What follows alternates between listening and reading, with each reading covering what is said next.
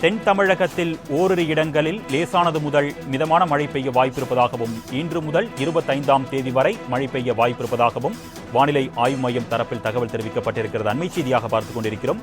இது குறித்த கூடுதல் விவரங்களை செய்தியாளர் ஷெலினா வழங்க நாம் கேட்கலாம். வணக்கம் ஷெலினா, வானிலை ஆய்வு மையம் தரப்பில் வேற என்னென்ன தகவல்கள் தெரிவிக்கப்பட்டிருக்கு? வெப்ப அலை வீசக்கூடிய வாய்ப்பு எந்த அளவுக்கு இருக்கு? விவரங்கள் சொல்லுங்க.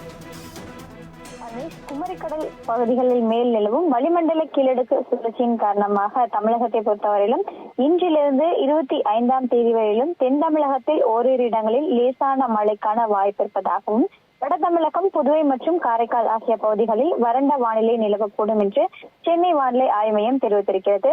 அதற்கு பிறகாக 26ஆம் தேதியிலிருந்து 29ஆம் தேதி வரையிலும் தமிழகம், புதுவை மற்றும் காரைக்கால் ஆகிய பகுதிகளிலும் வறண்ட வானிலை நிலவக்கூடும் என்றும் அடுத்த 5 தினங்களை பொறுத்தவரையிலுமே வெப்பநிலையை பற்றி பார்த்தோம் என்றால் 23ஆம் தேதியிலிருந்து 27ஆம் தேதி வரையிலும் அதிகபட்சமான வெப்பநிலை தமிழகத்தில் உள் மாவட்டங்களில் ஓரிரு இடங்களில் இயல்பை விட 2 to 4 டிகிரி செல்சியஸ் வரையிலும் அதிகமாக இருக்கக்கூடும் என்றும் ஏனைய தமிழக மாவட்டங்கள் மற்றும் புதுவை, காரைக்கால் ஆகிய பகுதிகளில் அதிகபட்சமான வெப்பநிலை பெரிய மாற்றத்திற்கான வாய்ப்பு குறைவாக இருக்கக்கூடும் என்று வானிலை ஆய்வு மையம் எச்சரிக்கை விடுக்கப்பட்டிருக்கிறது.